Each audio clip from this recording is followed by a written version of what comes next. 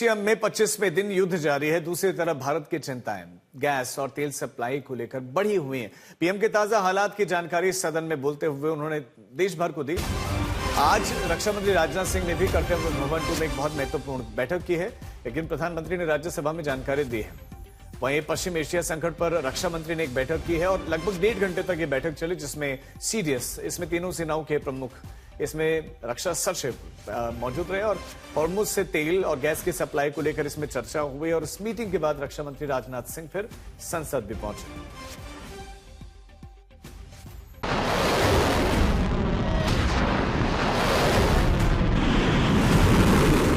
मैं पश्चिमी एशिया की हालत चिंताजनक है।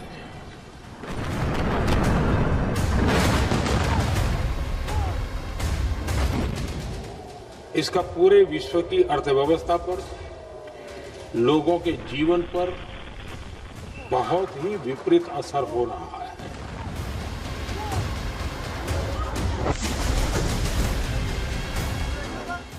भारत के सामने भी इस युद्ध ने अप्रत्याशित चुनौतियां खड़ी कर दी हैं। हॉर्मुज में संकट है, जहाजों की आवाजाही ठप है, खाड़ी देशों से दुनिया को तेल और गैस की सप्लाई बंद है और समंदर के इसी भंवर में भारत भी फंसा है। एक दिन पहले ही लोकसभा में बोलते हुए प्रधानमंत्री ने बताया था कि कैसे ईरान युद्ध का गंभीर असर देश दुनिया पर पड़ रहा है। अब आज रक्षा मंत्री राजनाथ सिंह ने उन्हीं चिंताओं को लेकर कर्तव्य भवन 2 में बड़ी बैठक की है। केंद्र सरकार हालात को लेकर चिंतित है। कई गंभीर सवाल हैं। पहला ये कि जारी जंग के बीच हॉर्मुज से तेल और गैस सप्लाई को कैसे तेज किया जाए, भारतीय झंडे वाले जहाजों को कैसे सुरक्षा दी जाए, साथ ही ये भी कि हॉर्मुज संकट के बीच देश की ऊर्जा जरूरत कैसे बेरोक टोक पूरी होती रहे। कुछ इन्हीं सवालों के साथ रक्षा मंत्री राजनाथ सिंह ने पश्चिम एशिया में गंभीर हालात को लेकर बैठक बुलाई।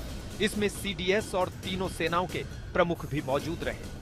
कर्तव्य भवन 2 में उच्च स्तरीय बैठक में तमाम उपायों पर विचार किया गया। वैसे भारतीय नौसेना पहले से ही अलर्ट पर है। रियल टाइम सर्विलांस के साथ किसी भी खतरे की सूरत में रैपिड रेस्पॉन्स की भी तैयारी है। नौसेना ऑपरेशन संकल्प चला रही है।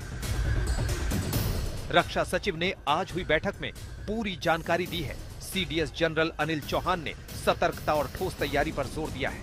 वैसे नौसेना की टीमें 24 घंटे हॉर्मुज जल डमरू मध्य और उसके आसपास की गतिविधियों पर नजर रख रही है। व्यापारिक जहाजों के साथ निरंतर संपर्क बनाया गया है। उन्हें हर संभव नेवल सहायता और सलाह दी जा रही है ताकि वो सुरक्षित रहे। अभी हालात काबू में बताए जा रहे हैं, लेकिन अगले 48 घंटे की स्थिति पर सभी की नजरें हैं। भारतीय नेवी की रैपिड रेस्पॉन्स टीम मुस्तैद है। ऐसे में अब दुनिया के तमाम देशों की नजरें हॉर्मुज को लेकर भारतीय रणनीति पर है। मंजीत नेगी, दिल्ली, आज तक। पश्चिम एशिया के हालात सुधरते नहीं दिख रहे हैं और ट्रंप ने ईरान के पावर प्लांट पर 5 दिनों तक हमला न करने की हामी जरूर भरी है, लेकिन अब भी हमले नहीं थमे। पश्चिम एशिया के हालात को देखते हुए भारत ने अपनी तैयारियां मुकम्मल कर ली हैं। रक्षा मंत्री राजनाथ सिंह ने एक हाई लेवल मीटिंग बुलाई और तैयारियों की समीक्षा की। तो भारतीय एलपीजी टैंकर की सुरक्षा के लिए भारतीय युद्धपोत हॉर्मुज पहुंच चुके हैं। पीएम मोदी ने राज्यसभा में कहा कि ईरान जंग जारी रही तो गंभीर दुष्परिणाम होंगे। आने वाला समय देश की सबसे बड़ी परीक्षा लेगा। टीम इंडिया की तरह काम करना होगा।